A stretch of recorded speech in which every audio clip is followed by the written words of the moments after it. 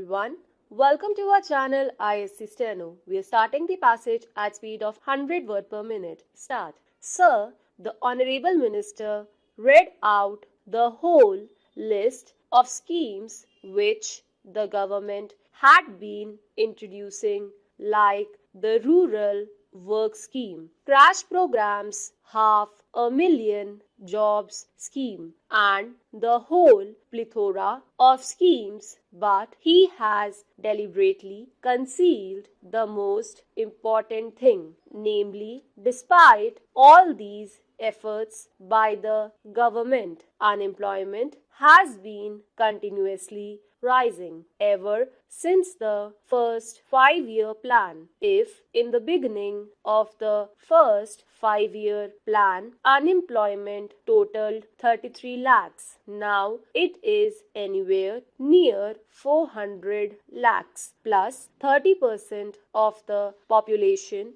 who are in a state of disguised unemployment. Unemployment problem is continuously getting aggravated despite all the crash programs, despite all the rural works program that have been undertaken so far. I am tempted to say this because the Honorable Minister has deliberately used the details of the various schemes of the government only to conceal the main point, that the government has utterly failed to solve the problem of unemployment. Whatever they have done has been a drop in the ocean, and the unemployment problem continues to be aggravated. You may be putting a few crores of rupees here and there in the name of solving unemployment problem, but in fact whatever money you have put in the unemployment schemes has been frittered away by private hungry contractors and political workers of the ruling party at the local level. They have been misusing the funds rather than creating assets. I would like the Honorable Minister, for example, to tell the House, out of the total investments you have made for the crash programs, for the rural works programs, how much percentage of the total outlay has been spent on productive assets. Government will not be able to give the figures because, like the figures for unemployment, refuses to collect figures regarding productive assets. How much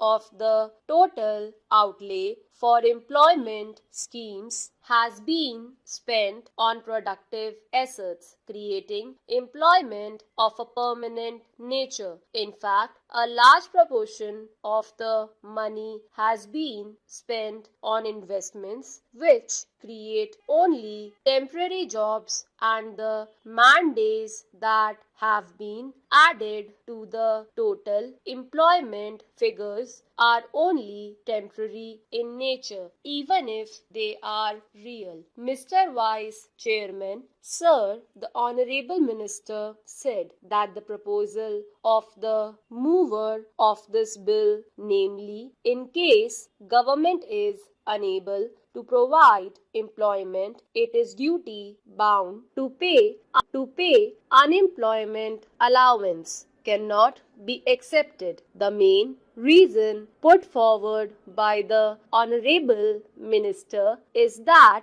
investment should be used in productive schemes and not for giving doles. That was one of his arguments. He said that because of the resource position, the government could not utilize their limited resources for unemployment allowance because the implications would be too large. Large amounts of money will be needed for such a scheme. He also said in his characteristic fashion that if unemployment allowance is given, it will add to the inflationary pressure. I fail to understand his logic because unemployment allowance can add to inflationary pressure only in a situation where such resources have been created